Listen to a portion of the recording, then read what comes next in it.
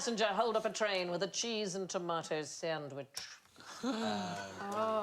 Just leave it in a bag and a rucksack by itself. Yeah, that's true. Put the sandwich on the tracks. Well, sort of. Sort of put the sandwich on the tracks. I know stuff. But... You were in that day, weren't you?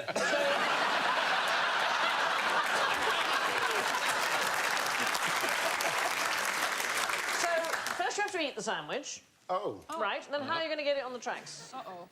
By flushing the toilet. You're absolutely right. So, tomato seeds have a casing that allows them to survive the trip all the way down through the human digestive system intact. Oh. Human excrement is an excellent fertiliser, and it has caused so much trouble because tomato plants are actually growing onto tracks in the UK from train toilets being emptied. People haven't eaten tomatoes. I think this is a really positive story of hope. Yes? These tomatoes against all adversity. In Norwich, I don't know if you've been to Norwich Station, it's a beautiful station, and it's got a glass roof, and it acts like a giant greenhouse, and passengers are not doing as they're told. They are flushing in the station. Not shitting on the platform, now. They're leaning over the platform. No, they're flushing on the train in the black... I see. Surely it's been years since they actually dumped the loo on the... No, so 1 in 10 trains still dumping directly onto the track. They say that by 2019 it will all be over. But why does the tomato plant stop the train going? It's like they're small plants. Should we make trains stronger?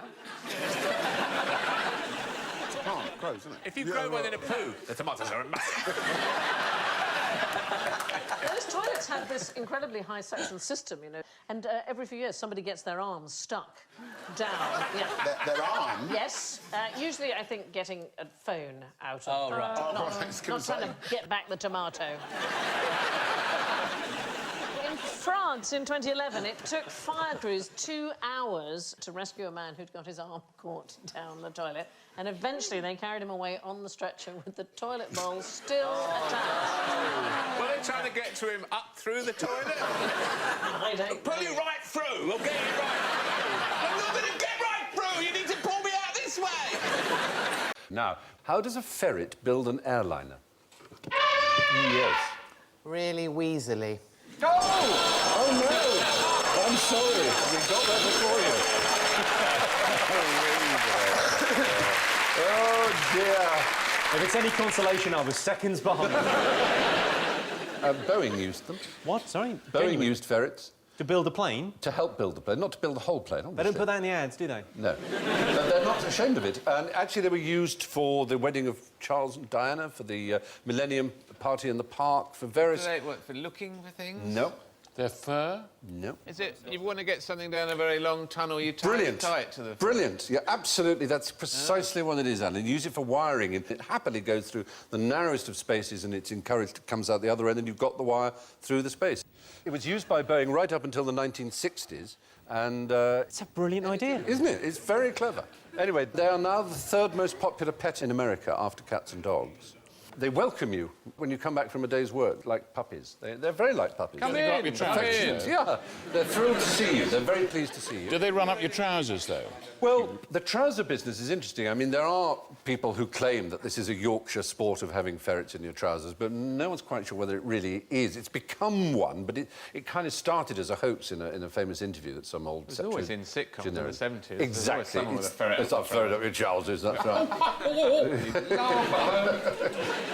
They're used now for pet therapy because they are very pleasing, friendly animals. You mean they sit opposite you on a chair and... talk you through your problems. And how does that make you feel? Yeah. And interacting with them apparently reduces your stress hormones. It's helpful for the elderly, the depressed and children recovering from severe illnesses, and they're used for that. So, get a ferret. How many time zones are there in China? Oh. Yes, Jimmy. 1. Yes, you're absolutely right.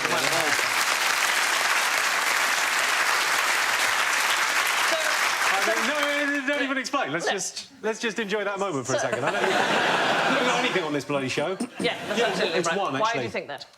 What? Do you know what? That's not important. What matters is... There's 1 time zone in China. Yeah. You can take that to the bank. Yeah.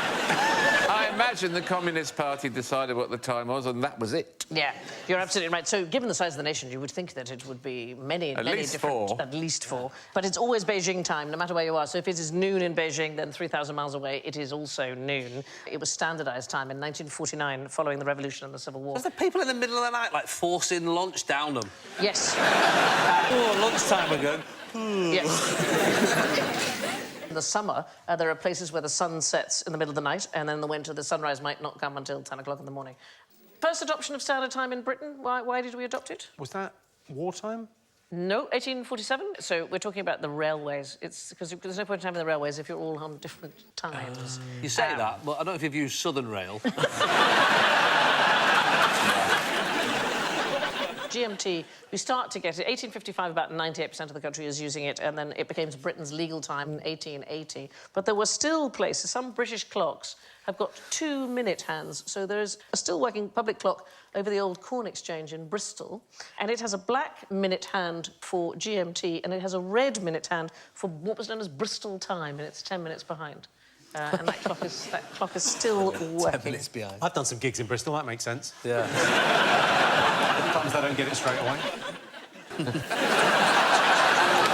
think they might be in. How can you tell if your partner is dead? Well, are they moving, breathing, speaking? Are they nagging you and berating you for all your behaviour? These are the Are they things. finding fault, Sam? OK, it's to do with tossing. You toss them. You do. You absolutely do. It is the practice of people throwing or tossing people on blankets. So, this guy in the middle is called Johann Unser. He was a German doctor, and he, in the 18th century, was visiting Corsica, and he wrote down about this. When a married man died, it was common for villagers to toss the corpse on a blanket for hours on end, which occasionally had the effect of bringing him back to life. If he didn't come back to life, then the local women would gather and they would beat his widow as a punishment for letting him die. If it turned out he wasn't dead, then I imagine she dealt with him. It's not uncommon, it's not just in Corsica. So you get it in Spain. It's called pelele and prellen in Germany. It's a bit like giving somebody the bumps on their birthday. And it was a common thing to toss people up and down in that way. Is there any, medical basis for that to work, like jolting the heart? Well, it could be, but I mean, it has a kind of a superstitious background to it, so the idea of tossing things in the air to ward off evil spirits.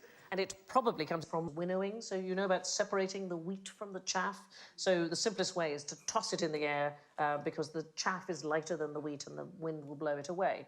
And so there's a sort of symbolic thing of doing that with human beings. He's dead. He's alive. He's alive. Oh, he's dead again. His neck's broken. Where's his widow? It's your fault. Yeah, your fault.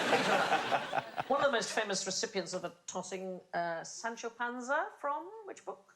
Oh, Don Quixote. Don Quixote, chapter 17.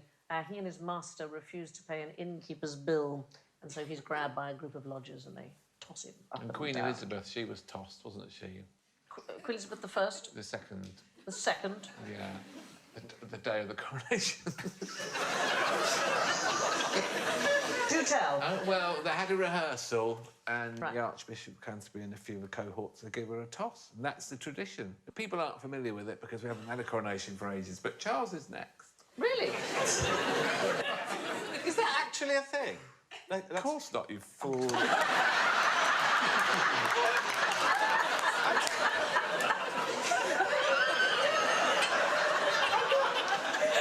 I was so like... No, oh my darling. God. You thought your nan catching a bus was a game.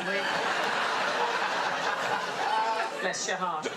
But there were strict rules about it. But if you really wanted to punish somebody, you would laden the whole thing with logs and tools and... I know. And it wasn't just humans that were tossed. There was actually a game called Fuchsbrellen, or fox tossing, played by German aristocrats in the 17th century. And they had actual courts for fox tossing. The winner was the team that got their fox highest in the air. The whole ground there, it's covered in sawdust in case they missed, and that's to protect the fox. It's to keep it alive for the next tossing, because they're valuable. The most famous match was held in Dresden. There was a man called Augustus II. The Strong, he was known as. In this particular game, 647 foxes, 533 hares, 34 badgers and 21 wild cats were tossed. And the whole game finished off with a jolly good clubbing. Oh, God. I know, for any animals that were still alive. And the Tories want to bring it back. I like Augustus the Strong. He liked to toss with just one finger, like that. So he had a sling attached to the blanket. Do that again. He was an extraordinary fellow, Augustus the Strong. He liked to break horseshoes with his bare hands. That was a bit of fun. You know what's worse than being tossed? What's that? Indoor tossing. Oh, yes. Yes. Yeah. Especially for women, because there's always the glass ceiling.